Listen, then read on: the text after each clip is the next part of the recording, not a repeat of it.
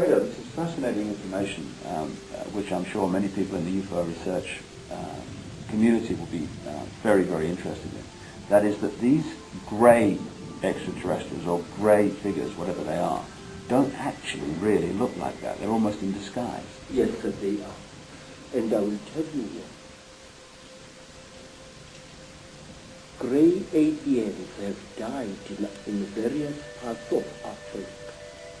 They have been killed, and they are very, very quick to recover the bodies of their friends, which have fallen out of their crashed spacecraft. But sometimes African sangomas steal these bodies before they can be recovered.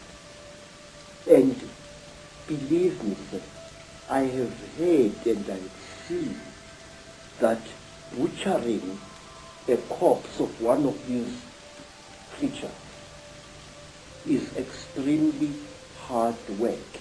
What you think is the skin of the creature is actually a tight-fitting costume that the creature is wearing. Under this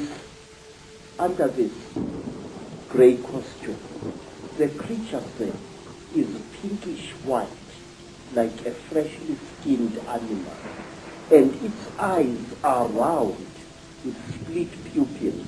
These are goggles which the creature is wearing.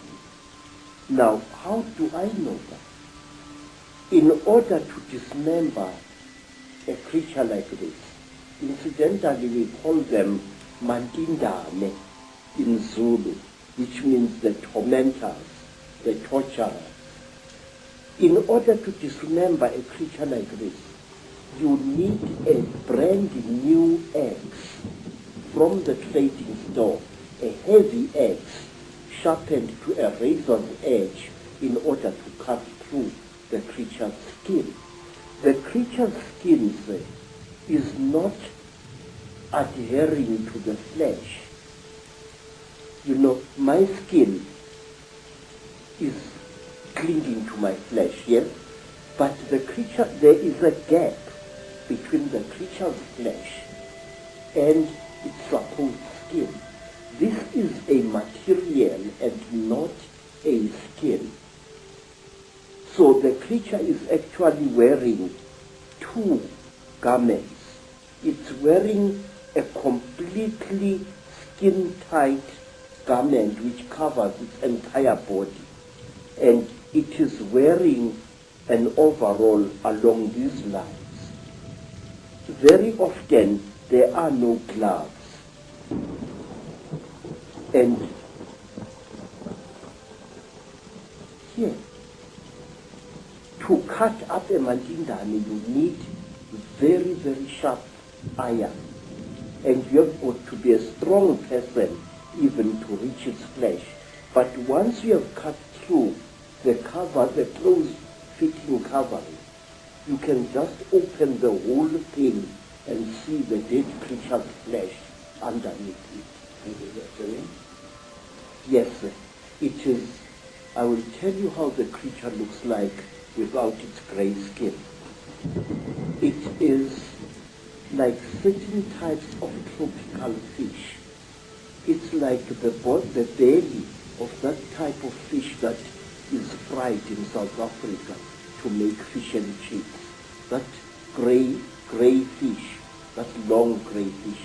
The texture of its real skin is like that. But the blood vessels are very close to the surface. In fact, not so long ago, Mr. Ike, right here in South Africa, several hundred school children, some black, some colored, were terrorized by a creature they called Pinky Pinky. A creature which looked as if it had been skinned alive. That was a mandinda without its skin or costume. It's interesting when you're talking about the black eyes of these greys being a cover for something, and then you have the stories of the men in black who seem to interact not very positively, to say the least, with people involved in UFO and UFO investigations. And these men in black have these black goggle-like sunglasses, which are almost a mirror of the same. Exactly. But let me tell you that over the last 100 years or so, the men in black have become westernized, in Africa at least. In old Africa, if you killed a Mandinda, one of these, you were visited by terrible beings who wore long black robes made of animal skin and deep hoods over their heads. And these creatures used to wear white masks with very, very terrible looking black eyes painted on them. They were called Izilo Zengubo, the beasts of the blanket. And may I tell you that these terrible beings, our African version of the men in black, used to play an important part in the choosing of certain kings in South Africa. That is one of the stories that I wish to tell you in greater detail. Whenever you have harmed a Mandinda, you received a visit from men in black. And one of my uncles was a night watchman just after the Second World War. And he saw what he thought was a burglar breaking into a factory which stored surplus army property. And he threw his knobkiri at this figure and hit it very hard. The creature fell behind some boxes, and then and only then did my uncle, a tough old Zulu, realize that the thing he had brought down was not a human being at all, not a young thief, but a Mandinda. My uncle threw down his second stick and ran screaming out of the factory.